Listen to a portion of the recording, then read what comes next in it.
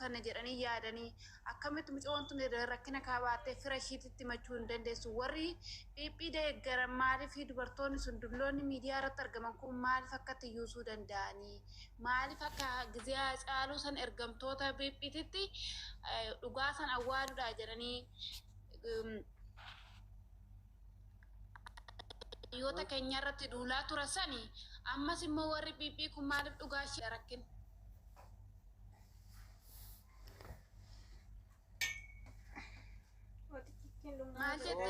Oboleettite na galatoomi rakkinni isaanii galatoomi sii deebisa maali rakkinni jettee wanni irratti duulaniif dhugaa dhoysanii maali jettee sii deebisa dulloonni atamma jette tan akka masarata dhaabaa faan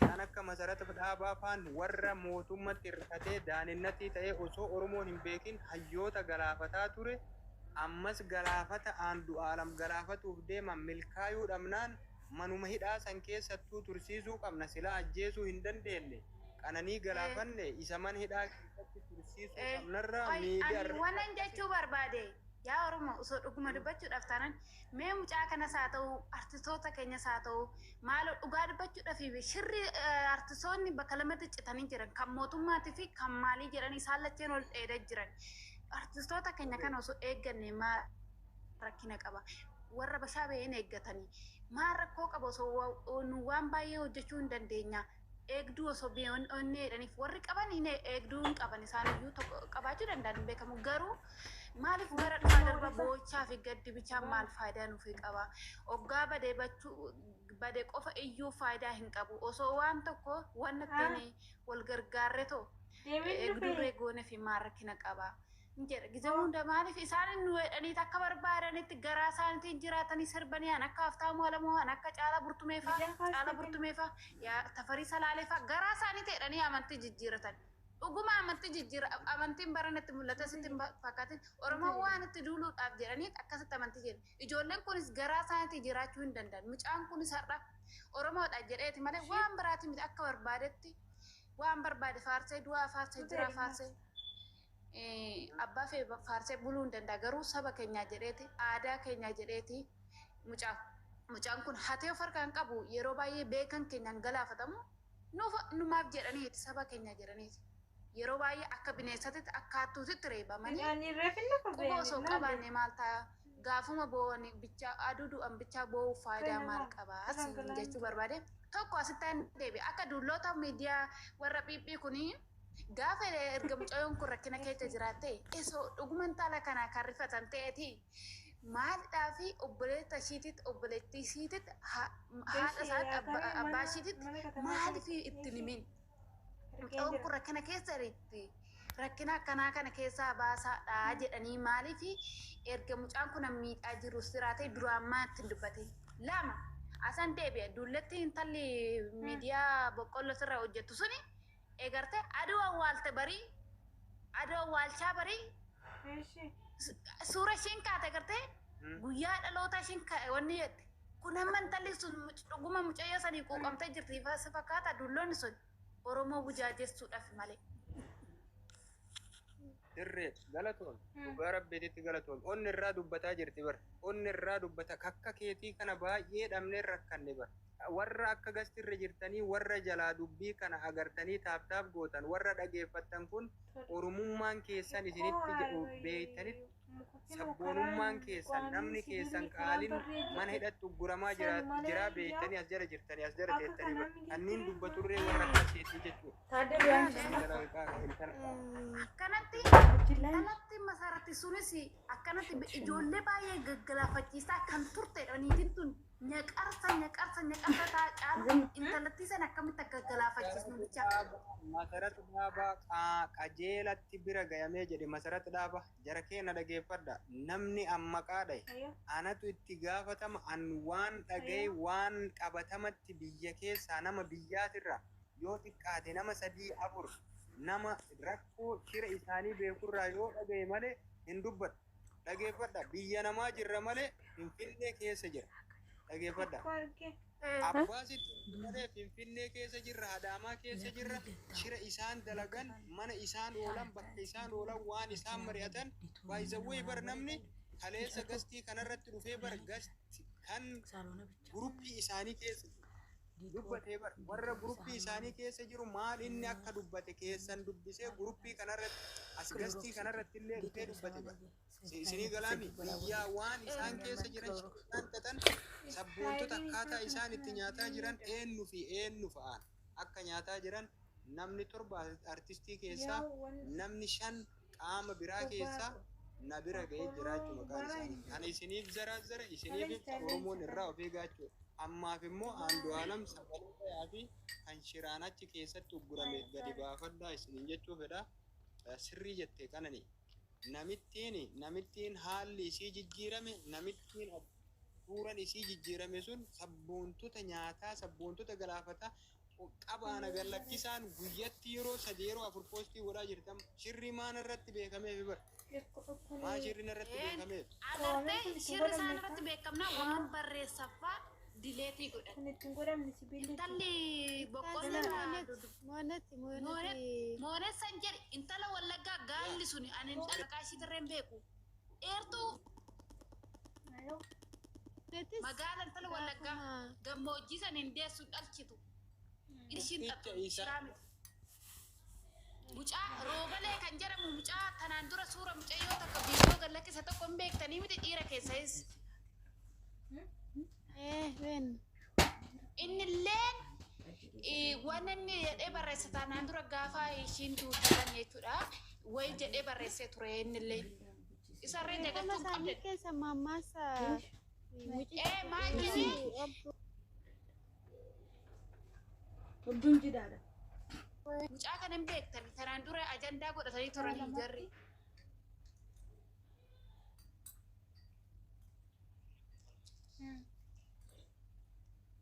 Dhugaadha qananii siree. Intalatti sanis intalatti nama baay'eetu jira odoo asirra miidiyaa kanarra barbaada. Qananii hiriyaa isiiti kan jiran sani hiriyaa isiiti. Lakki intala gaalli takka jirti intala wallaggaati. Addis Ababa jiraattu namani uffata qabdi suuqa. Uffata wayii kwa onlaayinii irraa gurgurti dheertuu lafee bichaa turreera foon irra hin jiru. Uffata miidiyaa irra hojjetti. Nama kilo artistoota hunda nama hunda wajjin suura kaatiyyuu. Isii haa taatu suura viidiyoo isii. Dhiifama wajjin suuraa beekamu. Wal jala naaseen. Sirriidha naa galee jira hiriyaa mucattii kanaati. Hiriyaa maqananii jechuudha hiriyaa isii. Ani maal hiriyaa ishii taateef kan maalan beeka bakkuma hunda dhaabbatti bakka isheen dhaabbanne hin jirnu hunda wajjin argamti kanaaf hin jedhe.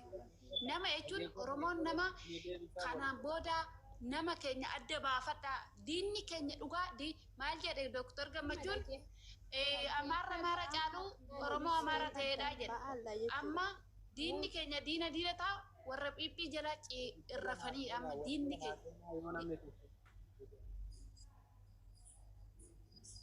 Waan gootan wal jala naaseenaa sabboontota kennaa yeroo namni tokko geesse dabaree isinii kennaa yaada isaa xumuratee yoo jedhe irraa bu'aa jechuun namni sun yaada xumuratee yoo jette irraa buuta fakkeenyaaf amma qananiin haasaa jirtaa qananii yaada kee xumuradhu irraa bu'i nama biraatii dabaree dabarsaa jechuudha wal jala yoo haasoftan manuma wacaataa waan ta'eef tartiibumaan itti haasofna dubbiin haasaa isheen waan carraan jechuu barbaade waan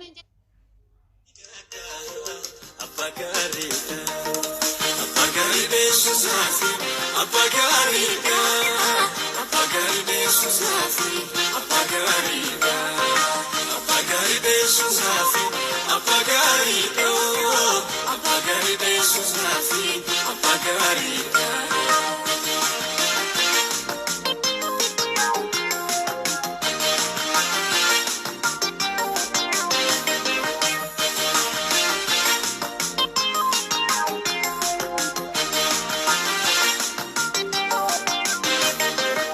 Maluman jeda. Galatoomii miyuutii qabadhu erga xumuratteette kana kitaabatti nama torba horee dhoqqee keessaa kan afaan Oromoo beeku kan afaan Oromoo ta'e kan Oromummaa Oromoo jedhanii wajjin nyaatanii wajjin dhugaa turan artistii keessaa nama torba nama biraa qaama biraa keessaa nama 5 maqaan isaanii na bira ga'ee jira. Andu'aalam achi gadi haa ba'u. Tokkoffaa jara keenya ilmoon dhiiras ta'e ilmoon dhalaa ilmi sabaa waan kijibaa hin dubbatu. Isinitti himame waan kijibaa hin dubbatu. Waan kijibaa hin dubbatu. Warroonni Andu'aalam ajjeesu kallattii kanaan Andu'aalam ajjeesu deeman nama artistii keessaa nama 7 kan shira xaxanii Abbaa gaariidha. Abbaa gaarii beeksisaafi. Abbaa gaariidha. Abbaa gaarii beeksisaafi. Abbaa gaariidha. Abbaa gaarii beeksisaafi. Abbaa gaariidha. Abbaa gaarii beeksisaafi. gannatti namni tokko yeroo sagaleen kiyya qabame sagaleen kee qabamee jira. Sinii galami nama hunda sagaleen na bira ga'ee jira. Artistii keessaa nama 7 irraa of eeganii jechuun uummata ibsina. Kana guyyaa kan boodan guyyaa sagalee irraa boodanii jechuudha. Waan kijibaa isinitti naasu. Sinii galami. Ifan godhaati waan isaan barreessan sagalee irra yoo jiraate miidiyaa irratti akka nu gadhiifamu barbaanna. Sabni keenya akka koronaa fi HIV akka irraa of eegu barbaanna. Maqaa isinii ibsinaa guyyaa 9 na eega. Haga guyyaa 9tti ani gastii dhimma biraatiin hin banu jechuudha. Dhimma biraatiin hin banu maqaana isinii ibsa. Maaliif maqaa kan ibsitee maaliif saaxiltee maaliif uummata beeksifte qaamni jedhu tokko yoo jiraate ana itti gaafatamaa sabni irraa of eegdan jechuudha. Sabboontonni biyya keessaa hayyoonni biyya keessaa maqaa isaanii miidiyaa irratti baasaa jettanii kennitan galatoomaa jechuudha. Isa kana isin hubachiisuu barbaada. Hangasii isinii galami sagalee Andu'aalamii taatanii bicaa qaalii keessan manidhaa keessaa gadi baafatu waan keessanii qananii geeffattee jirta dirribaa itti hudu. Taaptaap godhaa mee taaptaap godhaa warri jirtan kun taaptaap godhaa koppiliinkii godhaa koppiliinkii keessattuu koppiliinkii kana mee itti Andu'aalamii nama hamaa nama miidhu nama kana gadan boosamaa miitii kaafata nama hamaa nama miidhu Andu'aalam biraa nutti himaa jiru jechaadha. Annun beekne an biraa nutti himaa jiru jechaadha. Annaa akkas jedhanii naa barreessanii kanaafi gumaa intala kanaa baasii warri Oromoo ofiin jettan faannoo waliin akkasitti dhaabbattanii too Oromoo wal fichisiisuuf deemaa jirtu. Itti aansee too intalli kunis waan ishii jechuudha. አንተ የምትወዳት ልጅ ፍቅርን መግለጽ የምትፈልገው በመቀጥቀጥ ከሆነ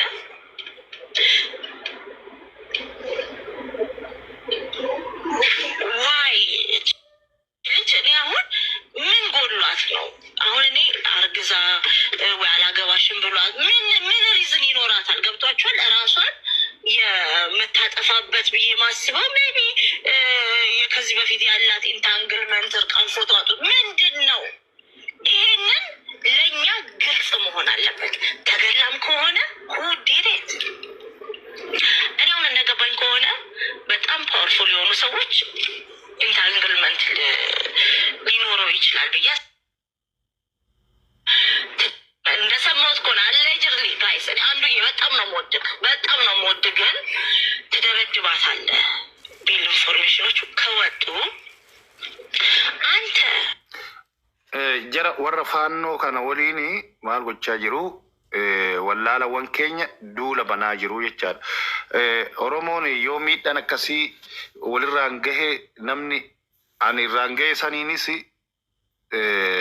ni gaddaa tan miidhame sanis ni gaddaa araara buusuu fi yaalicha godhaa jechaadha akka Oromootitti. Anammaa bee ajjeesee jira kaa ajjeesa jechuudha bee dhiibbaan godhamaa jiru gara naaftanyootatiin kana akka Oromoon wal fixu gochaa jiru jechaadha. Kana qofaa miti waan ajaa'ibaa miidiyaa irra sirriittanii miidiyaa hordofa waan ta'eef du'a nama biraa namni biraa seenaa nama biraa namni dubartiin takka intarbii taate ከወደቀች በኋላ ነው እዛ የደረሽው jedhaniin achi amma maal jedhanii yeet ነው የወደቀችው የናን dubartii sun maal deebistii እሱ የተከራየበት ቦታ አይደለም የወደቀችው ሌላ ቦታ ነው የወደቀችው ዱጋ አዋሉፍ ደሞላል footoo ishii jala godhaniit footoo isaa jala godhaniit akkasitti shira adda addaa hojjechaa jiru jechaadha. Kan keenyallee akkasitti dhugaan tala kanaa awwaaluuf hojjechaa jira, akka Oromoo wal fixuttis hojjechaa jiru jechaadha kan keenyas. Fagoon deemina rakkoon faannoon dabalata deeggartoonni faannoo dabalata Oromoo walitti buusuuf hojjetti garuu kan keenyatu karaa banee jechaadha. Itti fufi eenyume kiyyuu dubbachuu barbaadda turteerta waan ta'eef intala kana warri beektan please bilbila ishii nu ergaa. Intala suuraan ishii Tigisti Ittafaan jedhamtu tana. Duratti muddamtee turte bee dubbadhu obboleessa kiyya. Tole galatooma dura dhiiga mucayyoo kichuu tanaa rabbi haa baasu. Wannan dubbachuun barbaadu nuti akka sabaatti wal nyaachuu hin qabnu. Yaanni an qabu adda dureedhaan diinaaf daandii piroojeektii inni Oromoo irra godhateef mijeessuudhaa fi fulaa banuu hin qabnu. Kana yoo jedhu yaadota hedduutu kakka'amaa jira naannoo hedduun. Inuma dhageeffannaa sooshaal miidiyaa irratti. Tokko ollaa darbii isiin irra galtuu irratti gamoo isiin irra galtuu wadhabbiin akka jirullee waan haasamu tokko jira. Gama biraatiin ammoo nuti ufuma lamaaniyyuu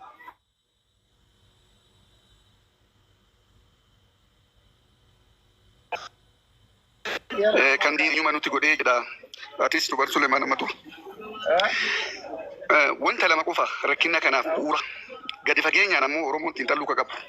Tokko dhugaa mucaa kanaas baasuuf kichuu duute kanas dhiiga isii gumaa isii akka lafa hin banne akka gumaan isii bahu dhugaa isii qalbii maatii isiitiif gurbaa kanallee fayyisuudhaa fi tasgabbiidhaan kan hordofuudha. Gama biraatiin wanni haasamaa jiru waan hedduu dhagahaa jirra. Darbii irra galtuu irratti ollaadhaan waldhabbii akka qabdu. Ollaan isii waldhabbii qabdu sun akka saba biraa ta'etti haasamaa jira. Saba biraa akka ta'e. Wanti kun mucaa kana irratti ammoo wanti akka sabaatti nuti beekuu qabnu dokumeentariitu irratti hojjetamu jira. Andu'aalem irratti dokumeentarii adda ta'etu qindaa'ee bifa tasgabbii lafa qabatee piroojeektii godhamee isa irratti bobba'aa jira. Kana jalaa baraaruudhaaf ammoo tasgabbiidhaan bifa xiinxalla qabu ogummaadhaan barbaaduudha wanta kana. Haasamaa jira dhagahaa jirra. Mucaa kanaa hidhuun waa lama akka ta'e mucaa kanaa to'annoo seeraa jala oolchuun sababa wayitiif akka ta'e haasamaa jira. Tokko dubbiin kun yoo icciitiin maa jira.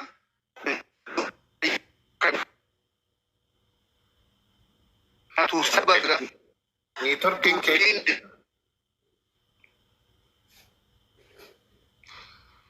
Okay, networking isaa hin jijjiirta. Yeroo keenyatti fayyadamna. Networking kee sirreeffadhu ollee bi place. Intalli tuni Tigisti Ittafaa jedhamti.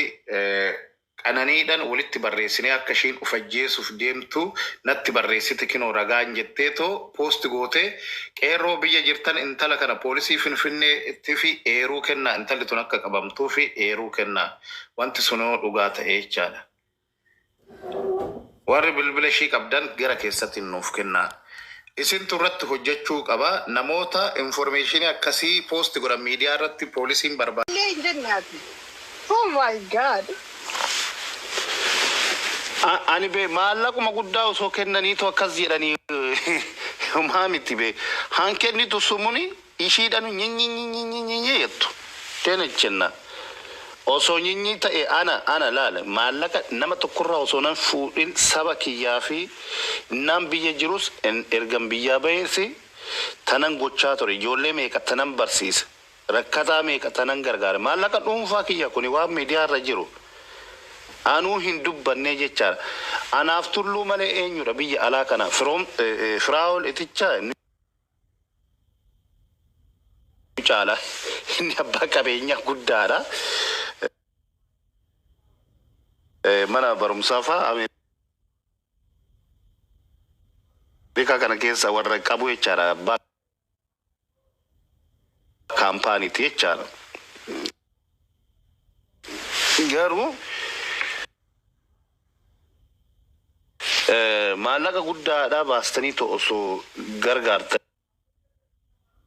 okay nama tokko nu gargaara nama dhibame nu gargaara jechuun isin kadhannee ta'an gargaartan be akka sabaatitti dirqama qabnaa be dirqama qabnaa. Queen Ambo commenti filani. First of all Mubarak silteedha. Deema silteef kenna. Nuti biyya alaa jirra dalaganni jiraanna rentillee kafallaa jechuudha. Jiru keenya jiraachaa jirra. Baay'ee nama gaddisiisa.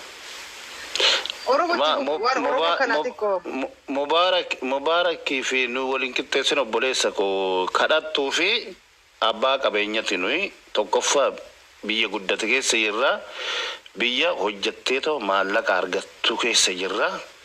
Wanni nu ittiin jiraannu hundi, wanni uffannu, wanni keessa jiraannu hundi, wanni nyaannu hundi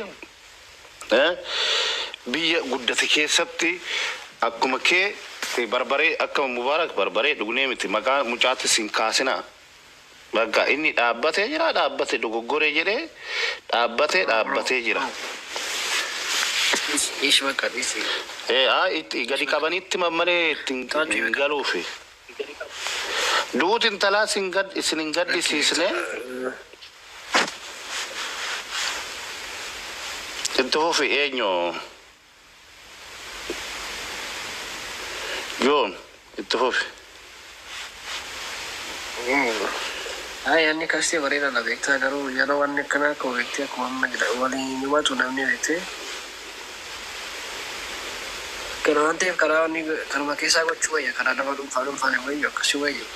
Lakki wanti dhuunfaadhaan hin jiru. Kamitti dhuunfaadhaan saba intalli tasabaati sabatu irratti hirmaachuu qaba. Like anti akkanatti bal'inaan dubbatamuu beektaa nama wal beekuusaa gurmaanii like komitiin eegalatti biroo kaza bኋላ ijoollee ይሻላል. Noi la obboleessa kiyya laali maan akkam seete duraan dursitee in kakaastaani kakaasatan jira jechaadha. Maanna saasaat afaan Amaariffaatiin maanna saasaat yaa maanna saasaat sammuu namaa keessa yaada kana gootee namni illee irratti mari'ata mana ofiititti yaale yaadni akkasiin jira osoo goone jedhee namni irratti mari'ata jechaadha. Sambooda gaafa kootta gargaara jettuun illee already itti qophaa'anii jiru jechaadha. Nakana yoo gargaara jedhan immoo akkaawuntii warraa fuudhaniitu koree ijaaraniit sirriitti bal'inaan wanta kana akkanumatti caalma jedhanii nama lama sadii ni miti jechaadha. Akkaawuntiin haneenyuti hammaatii ta'uu qaba waan akkasii san gara fuulduraatitti sanitti deemna jechaadha. Garuu akkaawuntii nama dhuunfaa tokko irratti illee hin galu. Akkaawuntii nama dhuunfaa tokko irratti illee hin galu. Amma maatii kanaaf respect goona maatii kana infinnu miidiyaa gubbaarratti finneetoo sin gargaarra hin jennuun kabajaa miti jechaadha suni akkaawuntuma isaanii irraa fuunet nama waan kana toowwatu goonet gaafa dhumaatti namni sun riizaaltii isaa nutti himaa jechaadha akkasi. Abagaadam bitachuu danda'u dhimma talashii kana dhimma amma hojjetaa mootummaati abbaan jedhani achi gibirinaa yookaan qonna irratti hojjetaa jedhan. San jechuun uumaa akka hin qabne tan beekamu jechaadha. Manallee mana jireenya mataa isaanii hin qaban. Galee dhugaan intalaatu yoo abaatu barbaanne bee xabaqaa waan ittiin bitanii kennuufii qabna maallaqa. Tabakaan kuma dhibba lama kuma dhibba sadii amma yeroo ammaa kana biyya keessa warri hirtan hin beektu.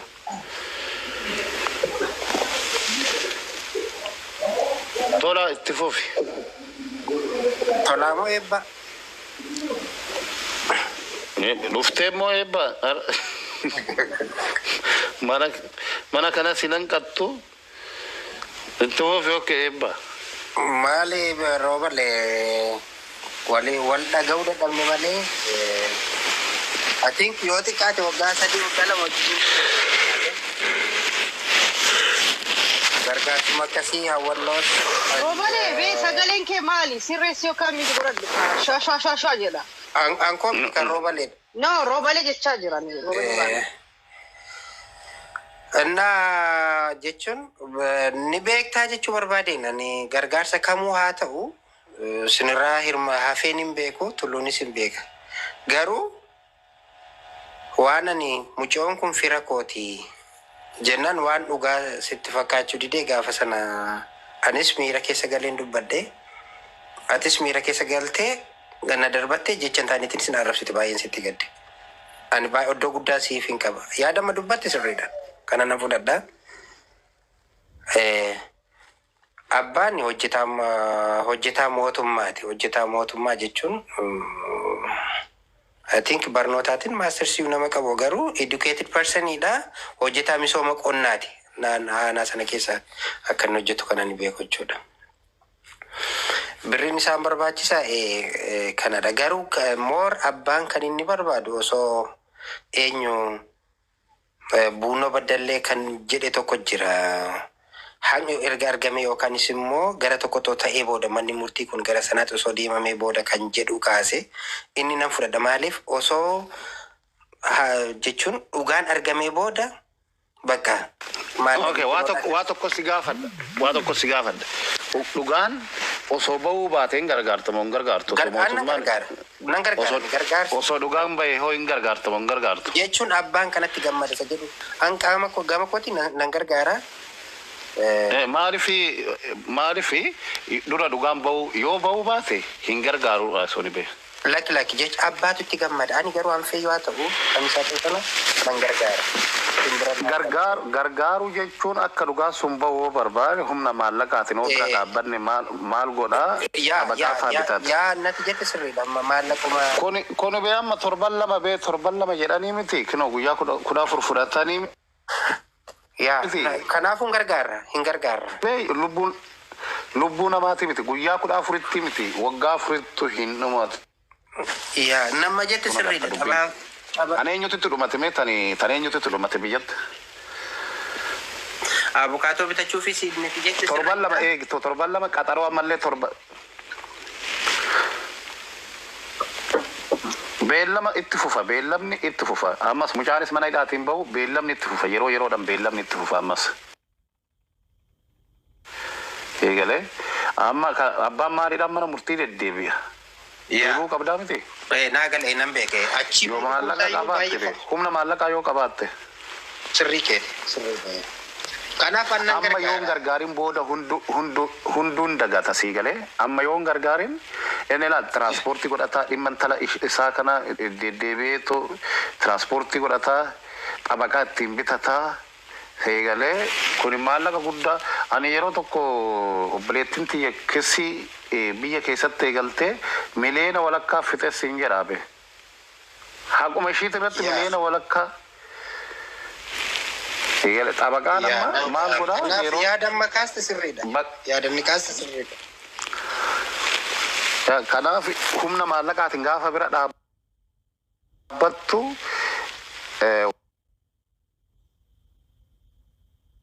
inni amma namni kun mee maallaqa eessaa fuudhee tabaqaadhaa kaffalamee tabaqaa 300,000 kuni tabaqaan kanaa 300,000 inuu hojjetanatti fakkaatu. Waan guddaadha waan ta'eef. Kanaaf akkanumatti akka salphaatetti Oromoon waan kana seera waan beekanatti hin fakkaatu. Ifa banaa godhi. Maaliif biyya alaatti amma tabaqaan is very important. Maaliif yoo naan jetteen nama himannaa itti baname